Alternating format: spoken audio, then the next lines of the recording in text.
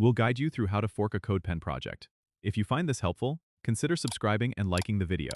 First, open your web browser and go to CodePen's website. Log into your account if you haven't already. Once you're logged in, navigate to the pen that you want to fork. This could be a pen you've created or one from another user that you're interested in exploring further or modifying. When you have the pen open, look for the Fork button. It's located at the bottom right corner of the pen editor, right next to the Save button. Click on Fork to create a duplicate of the pen. This action will create a new pen in your account with all the contents of the original, allowing you to edit and tweak it as you like without affecting the original pen. You'll notice that the title of the pen will be something like Fork of, Original Title.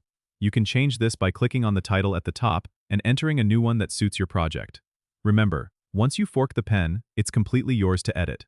You can add new HTML, CSS, or JavaScript and make it your own. If you want to save your changes, simply hit the Save button on the bottom right. This will save your version of the pen in your account. Forking is a great way to experiment with others' work, learn new techniques, or even start a new project based on something existing. Don't forget to subscribe and comment if this helped you out.